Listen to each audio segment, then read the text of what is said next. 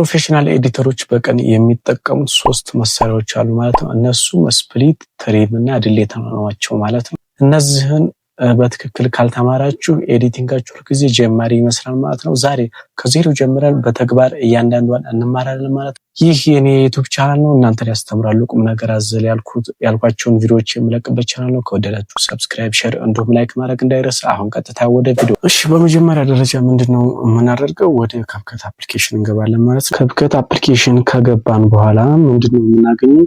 ቪዲዮአችንን እናገኛለን ማለት ነው። እሱም ምንድነው መጀመሪያው የምናየው ምንድነው? ትሪም የሚለውን እናያለን ማለት ነው። ጥቅሙ ምንድነው? መቼ ነው የምንጠቀመው የሚለውን እናያለን ማለት ነው። ጥቅሙ ምንድነው?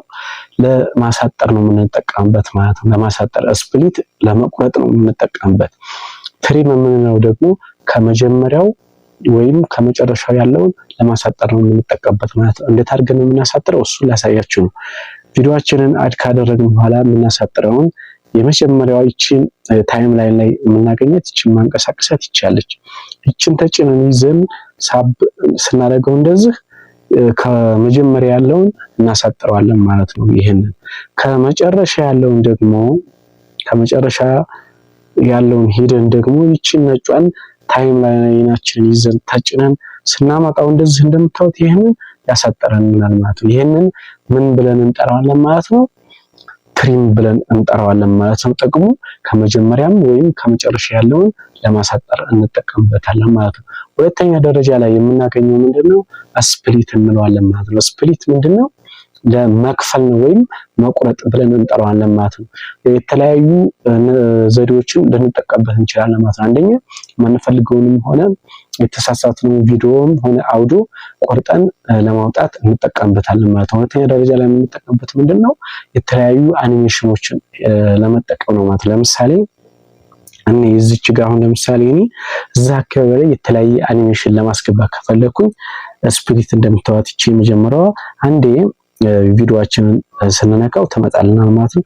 ስፕሊት ብለን ስንቆርጠው ይከፍልናል ማለት ነው። ክፍል ሲያደርግልን ከመጀመሪያው ያለውንም ወይም ሁለተኛ ደረጃ ላይ ያለውን እዛ አካባቢ ላይ የፈለኩትን የተለያየ አኒሜሽን ላስገባ እችላለሁ ማለት ነው። ስለዚህ እዛ አካባቢ ላይ ነክቼ ለምሳሌ እናንተ ለማሳየት ይሄንን ላድርገውና ይሄንን ነክቼ ባደርገው አሁን ምሳሌ እንደምታዩት አሁን ላሳያችሁ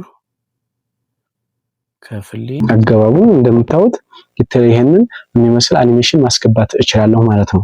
ሁለተኛ ደረጃ ላይ የምንጠቀመው ቆርጠን ለማውጣት ነው ማለት የተሳሳትነው ቪዲዮ ዛካ ላይ ቆርጥና ምሳሌ ይሄንን የማልፈልገው ከሆነ እዚህ ጋር ነካና ስፕሊት ተዋለሁ ማለት ነው። እዚህ ጋር ስፕሊት ስለው ይቺ መካከለኛዋ ትመጣልኛለች። የማልፈልገው ከሆነ ዲሌት የሚለውን እዚህ ጋር ነክቼ ይሄንን ማስወገድ እችላለሁ ማለት ነው። ስለዚህ ስፕሊት እና ትሪም እንዳይምታታባችሁ ማለት ነው። ይሄንን አንደርስታንድ ማድረግ ይጠበቅባችኋል ማለት ነው። ሶስተኛ ደረጃ ላይ ምንድነው? እዚሁ ያየነው ዲሌት ነው ማለት ነው። ዲሌት ማለት ቆርጠን የማንፈልገውን ማስወጣት ማለት ነው። ቪዲዮ ላይ ያለውን ሆነም ኦዲዮ ላይ ያለውን ነገር የማንፈልገውን ነገር ቆርጠን እናስወጣለን ማለት ነው። እሱም አሁን ባየነው መሰረት እዚህ ጋር ከቆረጥን በኋላ ምሳሌ አሁን እዚህ ስፕሊት ላለው እዚች ጋር አሁንም ስፕሊት ላለው ማለት ነው። ስለዚህ በዚህ መካከል ላይ ያለውን የማልፈልገው ከሆነ ይሄንን ዲሌት የሚለውን ስለው ቆርጦ ያስወጣልኛል ማለት ነው። ስለዚህ በዚህ መልኩ ትሪም፣ ስፕሊት እና ዲሌት የሚለውን አንደርስታንድ አድርገን ማወቅ ይጠበቅብናል ማለት ነው። እነዚህን ሶስቱን መሰረታዊ ነገሮች ካወቅን እኛ ቪዲዮ ኤዲቲንግ በምናደርግበት ሰዓት ምንም አይነት ስህተት ሊኖረን አይችልም ማለት ነው። እንዲሁም አሪፍ የሆነ ኤዲተር ልንሆን እንችላለን ማለት ነው። ቻናሉን ከወደዳችሁት ሰብስክራይብ፣ ሼር እንዲሁም ላይክ ማድረግ እንዳይረሳ።